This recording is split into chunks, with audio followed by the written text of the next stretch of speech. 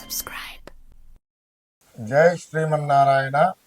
ప్రియ భగవద్బంధులకు భక్తాగ్రేసులకు అందరికీ కూడా స్వస్తి శ్రీ విశ్వావసునామ సంవత్సర ఉగాది శుభాకాంక్షలతో మరి పంచాంగ శ్రవణ ఫలితములు ఈరోజు వీడియోలో చెప్పుకోబోతున్నాం.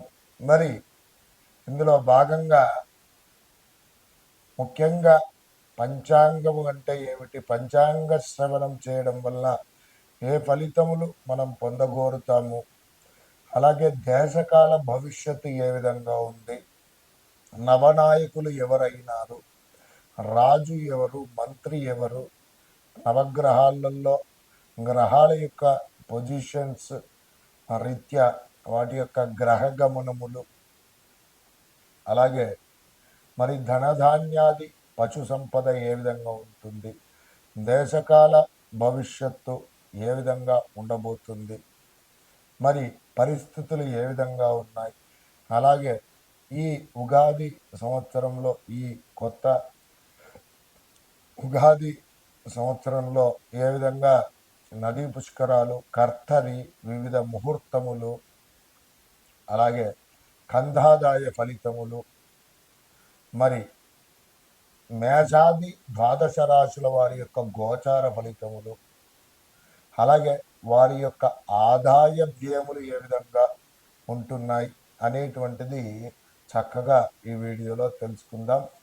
మొదటగా పంచాంగ శ్రవణము చేయడం వల్ల ఏ ఫలితం కలుగుతుంది అనేటువంటిది తెలుసుకున్నట్లయితే, శ్రీ కళ్యాణ గుణావహం రిపుహరం దుస్వప్న దోషాపహం గంగా స్నాన విశేష పుణ్యఫలదం గోదాన తుల్యాం మృణాన్ ఆయుర్దుత్తమం శుభకరం సంతాన సంపత్ప్రదం నానాకర్మ సుసాధనం సముచితం పంచాంగమాకర్యంతాం.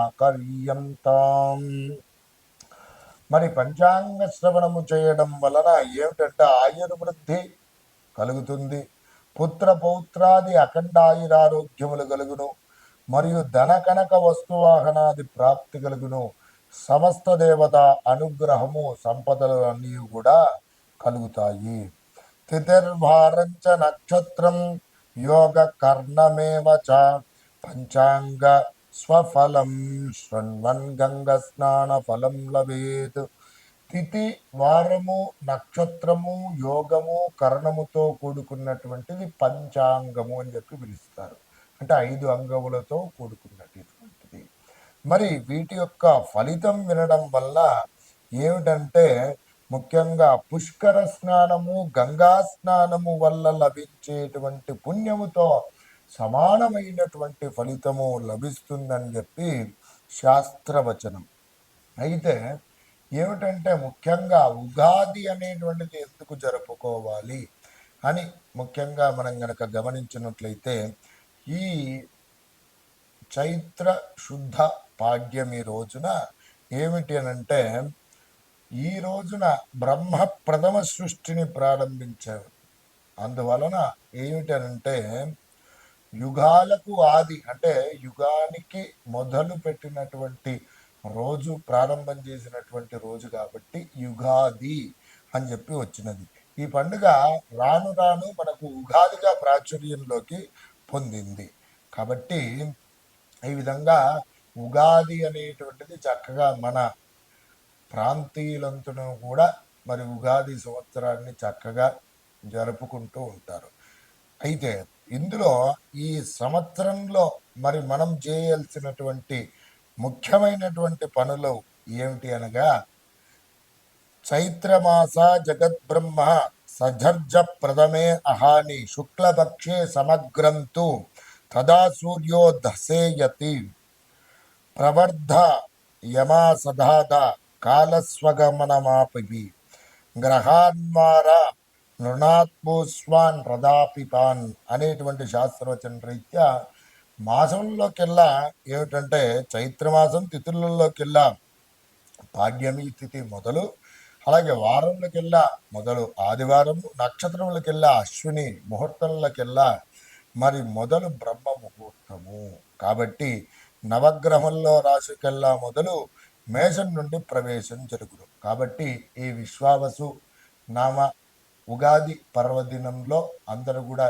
చక్కగా శుభ్రంగా మరి స్నాన సంధ్య అనుష్ఠానములు ఆచరించి పాత కృత పంచాంగమును చక్కగా ఏమిటి పూజించి మీ ఇష్టదేవత కులదేవత దీపారాధన గావించి చక్కగా నమస్కారం చేసుకొని ఒక దైవజ్ఞుణ్ణి పండితుణ్ణి చక్కగా పిలిపించుకొని లేదా మీకు వెసులుబాటు లేదైనట్లయితే ఏదైనా దేవత ఆరాధన చేసుకొని చక్కగా దేవాలయానికి వెళ్ళి అక్కడ పండిత భాగవతములతో ఈ పంచాంగ శ్రవణ ఫలితములు వినడం పూర్వకంగా మంచి యశస్సు బుద్ధి సౌభాగ్యం అన్నీ కూడా లభిస్తాయి.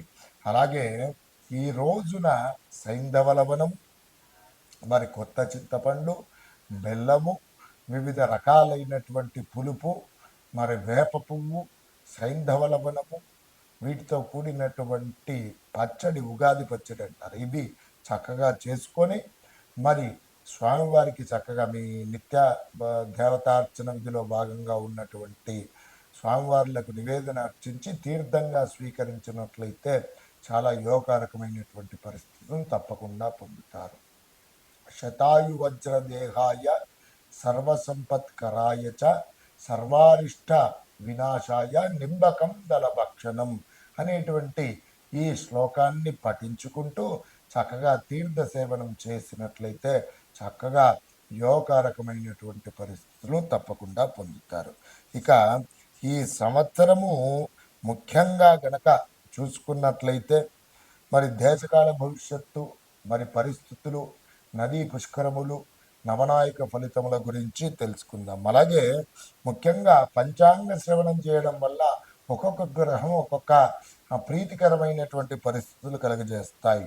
మరి పంచాంగ శ్రవణం చేసినటువంటి వారికి సూర్యుడు శౌర్యమును, చంద్రుడు ఇంద్ర సమానమైనటువంటి వైభవమును, కుజుడు శుభమును, శని ఐశ్వర్యమును, బుధుడు బుద్ధిని, గురువు గౌరవమును, శుక్రుడు సుఖమును కలగజేయడం, రాహు బలమును, కేతు కులశ్రేష్టమును కలగజేయను. బుధుని కంటే కుజుడు బలవంతుడు, వీరిద్దరికంటే శని బలవంతుడు కావడం పూర్వకంగా ఈ ముగ్గురి కంటే కూడా బృహస్పతి బలవంతుడు, ఈ నలుగురి కంటే శుక్ర బలం చాలా గొప్పది, ఐదుగురి కంటే చంద్రుడు బలవంతుడు, ఈ ఆరుగురి కంటే సూర్యుడు బలవంతుడు, రాహు అందరికంటే బలవంతుడు. కాబట్టి ఈ విధంగా పంచాంగ శ్రవణం చేయడం పూర్వకంగా ఒక్కొక్కరి రీత్యా ఈ విధమైనటువంటి లాభాలు మరి మనకు అనుకున్నటువంటి అభీష్టములు తప్పకుండా నెరవేరుతాయి.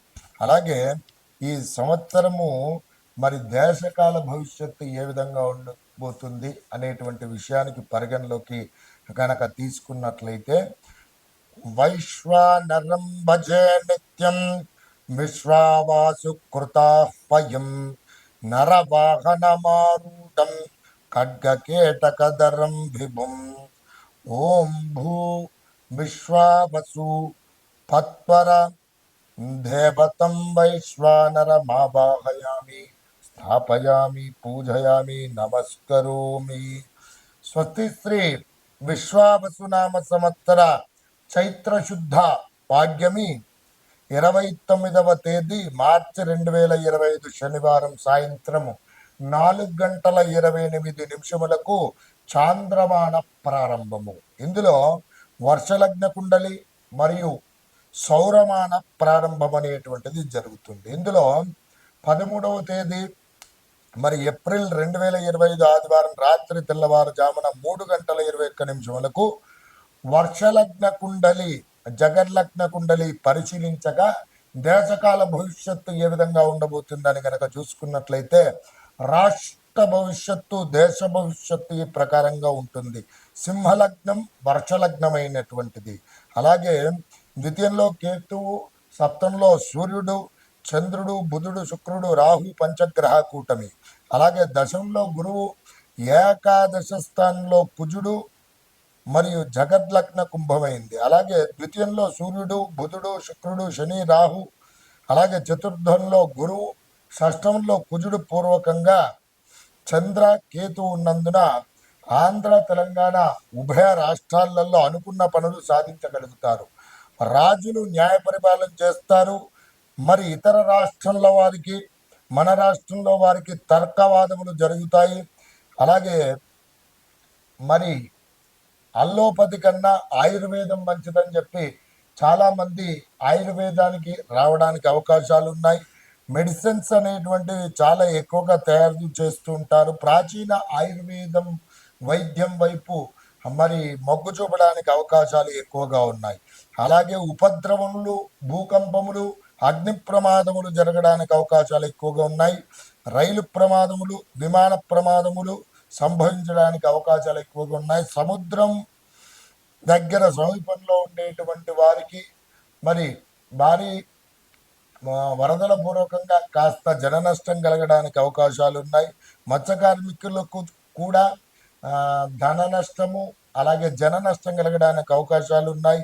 పిడుగుపాటుతో పశువులు అనేటువంటిది మరణించడము, పంట పైరు నష్టం అనేటువంటిది కలిగించడం, కొన్ని చోట్ల అతివృష్టి అనావృష్టి జరిగే సూచనలు ఉన్నాయి. విపరీతమైన గాలి దుమారాల వల్ల చెట్లు విరిగిపడడం, ఇండ్లు కూలడం, వివిధ రకాలైనటువంటి పరిస్థితులు ఉన్నాయి. ఉత్తరాది రాష్ట్రాలన్నీ కూడా మంచి అభివృద్ధి పదంలోనికి వస్తారు. అనుకున్న సమర్థంగా సాధించగలుగుతారు.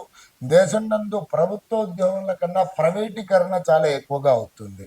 అలాగే ఉభయ రాష్ట్రాల వారికి ఆర్థిక పరిస్థితి మెరుగుపడుతుంది. మరి ఇతర దేశాల నుండి రుణం తీసుకునే పరిస్థితి ఒకసారి ఏర్పడడానికి అవకాశాలు ఉన్నాయి.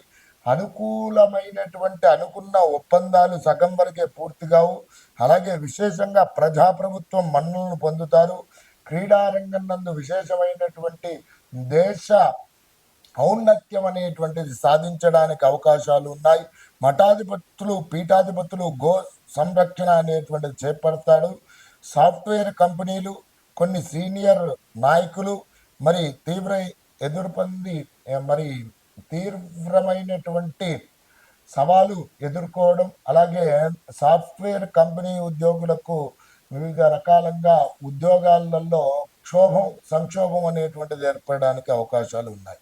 వేద పండితులు, సంగీత విద్వాంసులు, గాయకులు, హరికథలు, చలనచిత్రకారులు, మరి భరతనాట్యం చేసేటువంటి వారు మరి విశేషంగా పేరు ప్రఖ్యాతులకి వస్తారు. అలాగే ముఖ్యంగా కిరసనాయిలు, డీజిల్, పెట్రోలు, బొగ్గు యథావిధిగా ధరలు అనేటువంటివి కొనసాగుతాయి.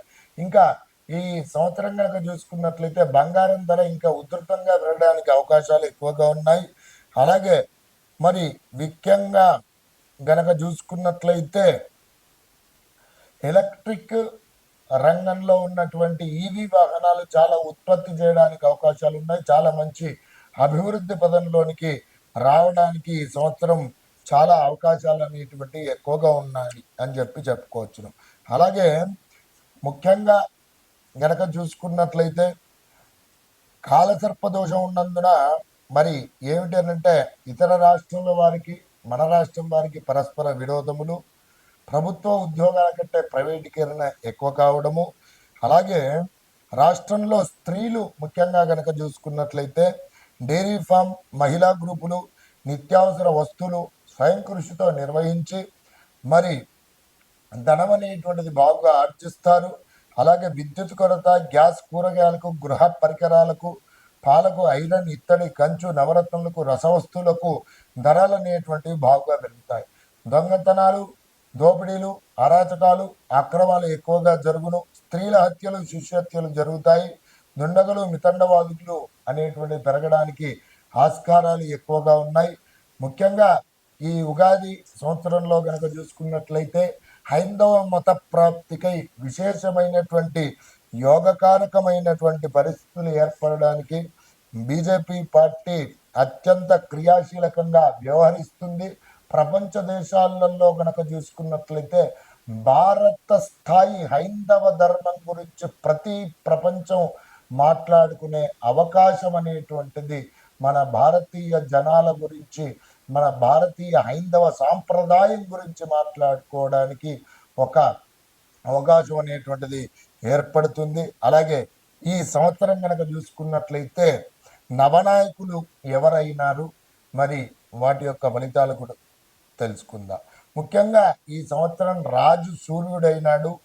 మరి మంత్రి చంద్రుడు, సేనాధిపతి సూర్యుడు, సస్యాధిపతి బుధుడు, ధాన్యాధిపతి చంద్రుడు, అర్ఘ్యాధిపతి సూర్యుడు, మేఘాధిపతి సూర్యుడు, రసాధిపతి శుక్రుడు, నీరసాధిపతి బుధుడు. ఈ విధంగా చూసుకున్నట్లయితే నవనాయకులలో 4 పాపగ్రహములు, 5 శుభగ్రహములు ఉన్నాయి. ఈ విధంగా చూసుకున్నట్లయితే మరి నవనాయకుల ఫలితాలు మనకు ఈ సంవత్సరం ఏ విధమైనటువంటి ఫలితాలు కలగజేస్తాయి అని గనక చూసుకున్నట్లయితే మరి ముఖ్యంగా గమనించినట్లయితే గోధుమలకు సంబంధించినటువంటి ధాన్యములు బాగుగా పండడము, అలాగే మరి ముఖ్యంగా పండ్ల పంటలు బాగుగా సుఖంగా పండుతాయి. సూర్యుడు రాజు కావడం పూర్వకంగా రాజ్యాదులకు పరస్పర శత్రుత్వం కలుగును, మేఘములు అధికంగా వర్షించును, రాజభయం శస్త్రభయం ఇతిబాధలు ఉండును, అగ్ని ప్రమాదములు జరుగును. ఇక మంత్రి చంద్రుడు కావడం పూర్వకంగా పాడి పంటలు సమృద్ధిగా పండుతాయి. అర్ఘ్యాధిపతి సూర్యుడు కావడం పూర్వకంగా పండిన పంటలకు ధరలు లేకుండా ధరలు కాస్త తగ్గడానికి అవకాశాలు ఉన్నాయి. ఇంకా సేనాధిపతి సూర్యుడు కావడం పూర్వకంగా రాజులకు యుద్ధాలు సంభవించడము, అలాగే రోగ భయం సంప్రాప్తించడం, ధరలో గిట్టుబాటు లేకపోవడం ఇది కలుగుతుంది. సస్యాధిపతి బుధుడు కావడం పూర్వకంగా ఏమిటంటే మధ్యమ వర్షాలు కురియును, సస్యములు మందముగా పండును, మేఘములు వాయువులతో పీడించును, అలాగే ప్రజలకు భయం కలుగును. అలాగే ధాన్యాధిపతి సూర్యుడు కావడం పూర్వకంగా గోవులు సమృద్ధిగా పాలనిస్తాయి, గోధుమల ధాన్యాలు అనేటువంటి ఎక్కువగా పండుతాయి. అలాగే మేఘాధిపతి సూర్యుడు కావడం పూర్వకంగా మహాభయము కలుగుతాయి. ఎల్లని ఫలధాన్యములు, ఎర్రని రంగు గల ధాన్యములు ఏవైతే ఉంటాయో బాగుగా పండుతాయి.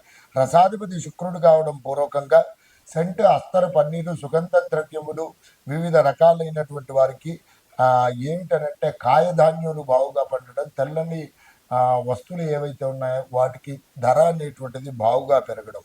ఇక నీరసాధిపతి కుజుడు కావడం పూర్వకంగా నవరత్నములు, మరకత రత్నములు, అలాగే పగడములు వృద్ధిలోకి చెందును, అలాగే భూలాభం కలగడానికి అవకాశాలు ఉన్నాయి. సుగంధ ద్రవములు ధరలో అభివృద్ధిలో ఉండును.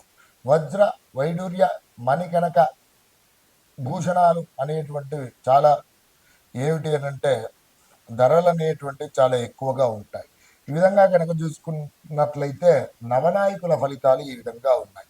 ఇక ఈ సంవత్సరము మరి చూసుకున్నట్లయితే విశ్వావసునామ సంవత్సరంలో గురు శుక్ర మౌఢ్యములు ఎప్పుడు కలుగుతున్నాయి అని కనుక చూసుకున్నట్లయితే జ్యేష్ఠ శుద్ధ త్రయోదశి 9వ తేదీ జూన్ 2025 సోమవారము నుండి ఆషాఢ శుద్ధ పౌర్ణమి 10వ తేదీ జూలై 2025 గురువారం వరకు కూడా గురు మౌఢ్యమి ఉంటుంది.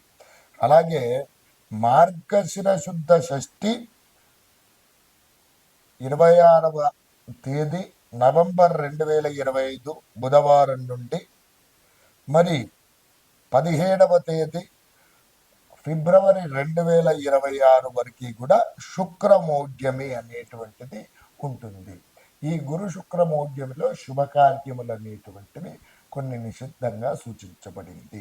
వీటి పూర్వకంగా మరి వీటి ప్రకారంగా ఏమిటంటే మంచి భాగవతోత్తమ పండితులను తెలుసుకొని తగు ముహూర్తాలు నిర్ణయించుకొని వివాహ ఉపనయనాది సకల సంస్కారములు, గృహ ప్రవేశాది, వాస్తు శల్యాది ఇతర విశేష ముహూర్తములకై మంచి దైవజ్ఞులు సంప్రదించి ఈ మౌఢ్యములో కాకుండా విశేషమైనటువంటి ముహూర్తాలు ఉన్న రోజులలో మరి ముహూర్తం నిర్ణయం చేసుకోవడం పూర్వకంగా యోగకారకమైనటువంటి ఫలితాలను పొందుతారు. విధంగా చూసుకున్నట్లయితే ఇక ఈ విశ్వావసునామ సంవత్సరంలో డొల్లు నిజకర్తరి ఎప్పుడు వస్తుంది అని కనుక చూసుకున్నట్లయితే వైశాఖ శుద్ధ అష్టమి అనగా 4వ తేదీ మే 2025 ఆదివారం నుండి 10వ తేదీ మే 2025 శనివారం వరకు డొల్లు కర్తరి ఉంటుంది. మళ్ళీ 11వ తేదీ మే 2025 ఆదివారం నుండి 28వ తేదీ మే నెల 2025 బుధవారం వరకు కూడా అప్పుడు ప్రవేశించి ఇప్పటి వరకు సమాప్తి అనేటువంటిది కావడానికి అవకాశాలు అనేటువంటివి ఉన్నాయి. ఈ విధంగా డొల్లు కర్తరి నిజకర్తరి ఉండటం పూర్వకంగా మరి విశేషమైనటువంటి కర్తరిలో కొన్ని చేయకూడని పనులు ఉన్నాయి. వీటిని వాస్తుకర్తరి అని చెప్పి పిలుస్తారు. గృహారంభం, గృహప్రవేశాది ఇతరత్ర కార్యక్రమాలు చేసుకోకూడదని చెప్పి శాస్త్రవచనంగా ఇందులో చెప్పబడింది. ఇక ఈ సంవత్సరం గనక ముఖ్యంగా గమనించినట్లయితే మరి మేషాది రాశుల వారికి ఆదాయ వ్యయములు ఏ విధంగా ఉన్నాయి అనేటువంటిది విషయాలు. అలాగే ఈ విశ్వావసునామ సంవత్సరంలో చంద్రగ్రహణము సూర్యగ్రహణం ఎప్పుడు వస్తున్నాయి, మరి అలాగే పుష్కరాలు ఎప్పుడు వస్తున్నాయి అనేటువంటి తెలుసుకుందాం. స్వస్తి శ్రీ విశ్వావసునామ సంవత్సరము భాద్రపద శుద్ధ పౌర్ణమి 7వ తేదీ సెప్టెంబర్ 2025 ఆదివారం రాత్రి 9:57 శతభిష నక్షత్రం కుంభరాశి యందు మేషలగ్నంలో రాహుగ్రస్త సంపూర్ణ చంద్రగ్రహణం అయినదండి. అలాగే మళ్ళీ గనక చూసుకున్నట్లయితే 3వ తేదీ మార్చి 2026 మంగళవారం రోజున పుబ్బా నక్షత్రం సింహరాశి యందు కర్కాటక లగ్నంలో మళ్ళీ చంద్రగ్రహం అనేటువంటిది ఈ సంవత్సరంలో ఉన్నాయని చెప్పి ముఖ్యంగా చెప్పుకోవచ్చును.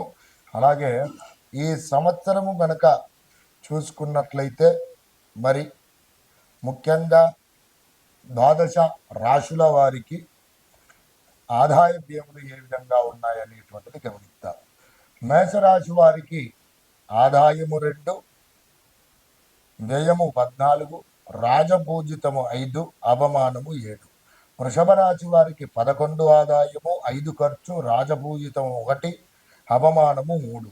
మిథున రాశి వారికి 14 ఆదాయము, 2 ఖర్చు, 4 రాజపూజితము, 3 అవమానము. కర్కాటక రాశి వారికి 8 ఆదాయము, 2 ఖర్చు, రాజపూజితము 7, అవమానము 3. సింహరాశి వారికి 11 ఆదాయము, ఖర్చు 11, అలాగే రాజపూజితం 3, అవమానము 6. అలాగే కన్యారాశి వారికి 14 ఆదాయం, 2 ఖర్చు, 6 రాజపూజితము, అవమానము 6. తులారాశి వారికి 11 ఆదాయము, 5 ఖర్చు, రాజపూజితం 2, అవమానము 2. వృశ్చిక రాశి వారికి ఆదాయం 2, 14 ఖర్చు, రాజపూజితము 5, అవమానము 2. ధనురాశి వారికి 5 ఆదాయము, 5 ఖర్చు, రాజపూజితం 1, అవమానము 5. మకర రాశి వారికి 8 ఆదాయము, 14 ఖర్చు, 4 రాజపూజితం, 5 అవమానం. అలాగే కుంభరాశి వారికి 8 ఆదాయం, 14 ఖర్చు, 7 రాజపూజితం, 5 అవమానం.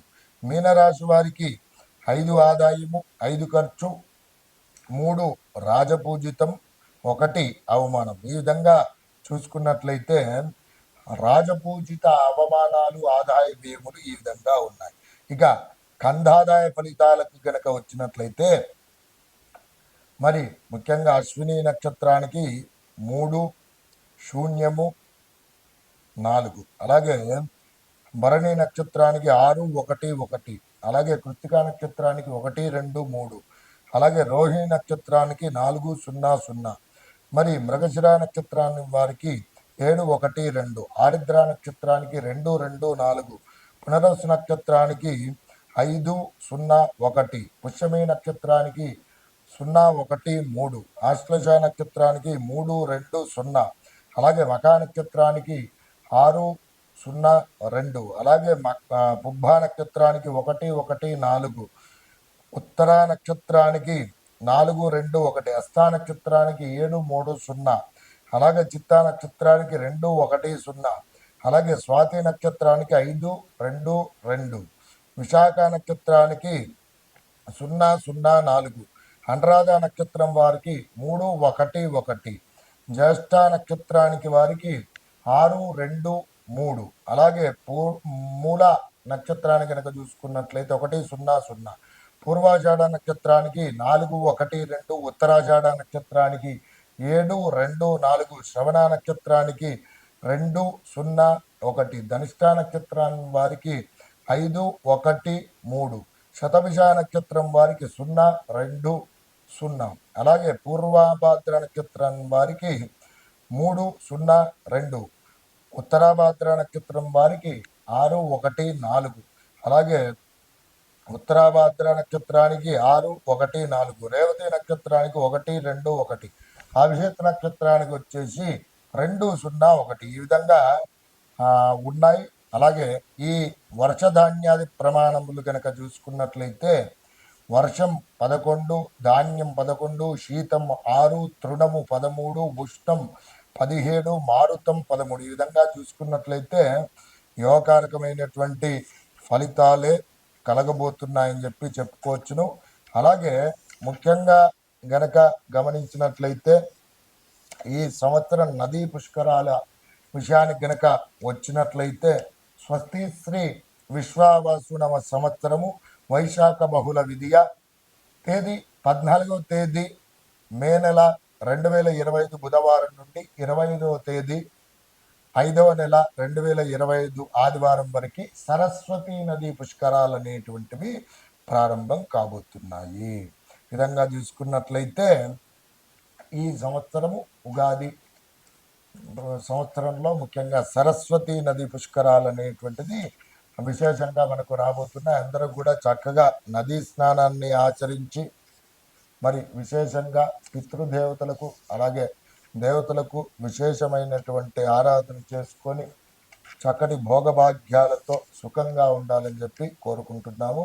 అలాగే ముఖ్యంగా ఈ సంవత్సరము ఆ గ్రహస్థితి గోచారం అనేటువంటిది గనక చూసుకున్నట్లయితే